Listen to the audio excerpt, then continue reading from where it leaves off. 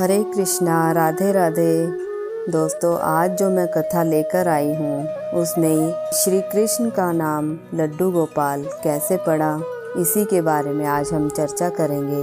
तो चलिए शुरू करते हैं। हिंदू धर्म ग्रंथों में श्री कृष्ण को भगवान विष्णु का 8वां अवतार माना जाता है। वहीं द्वापर युग में हुए श्री कृष्ण को अनेकों नामों से भी जाना जाता है। इनमें से श्री कृष्ण का एक प्रसिद्ध नाम लड्डू गोपाल भी है।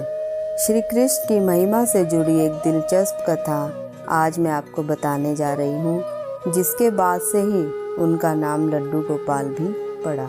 इस संबंध में काफ़ी समय पहले ब्रिज भूमि में श्री कृष्ण के अनन्य भक्त कुंभन दास रहते थे। उनका एक रघुनंदन नाम का पुत्र था। कहते हैं कि भगवान श्री कृष्ण की भक्ति में कुंभन दास पूरा समय लीन रहने के साथ ही समस्त विधि विधान व नियम के अनुसार श्री कृष्ण की सेवा किया करते थे।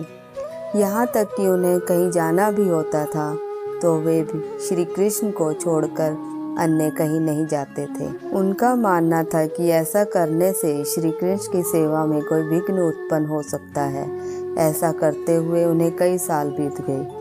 वहीं वृंदावन से एक दिन उनके लिए भागवत कथा का न्योता आया, जिसे उनके द्वारा पहले तो मना कर दिया गया, लेकिन भक्तों के अत्यधिक जोर देने पर वे कथा के लिए वृंदावन जाने को मान गए। यहाँ उनकी सोच थी कि भगवान की सेवा की तैयारी करके वे हर रोज कथा करके वापस लौट आएंगे और ऐसा करने से भगवान का सेवा में भी कोई विघ्न नहीं आएगा।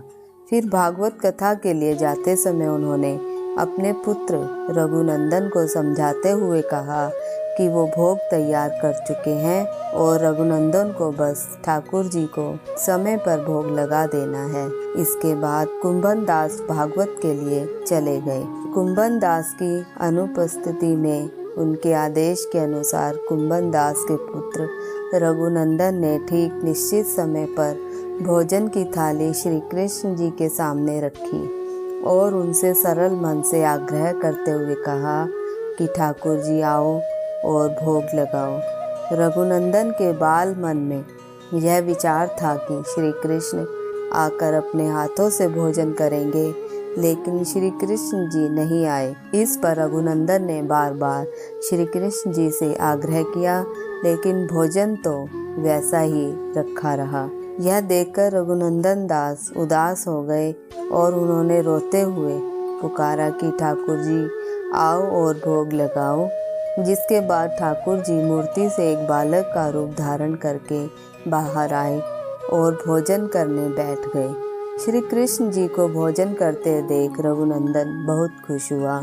इसके बाद भागवत कथा से रात को लौटकर आए कुंभन दास जी ने अपने पुत्र रघुनंदन से पूछा, बेटा ठाकुर जी को तुमने भोग लगा दिया था? इस पर रघुनंदन बोले, हाँ। यह सुनने के बाद कुंभन दास जी ने रघुनंदन से प्रसाद मांगा।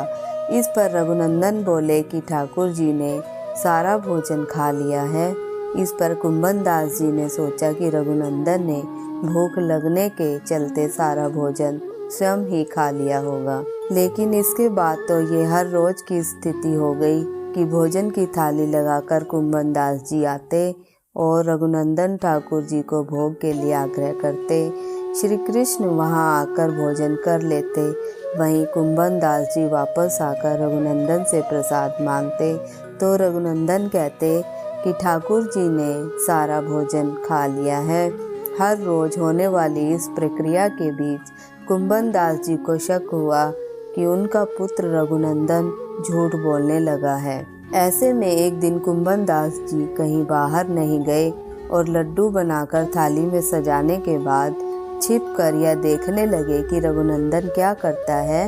इस बार भी रघुनंदन ने हर बार की तरह ही इस दिन भी श्री कृष्ण जी को पुकारा और रघुनंदन की पुकार सुनते ही श्री कृष्ण जी बालक के रूप में प्रकट हुए और लड्डू खाने लगे।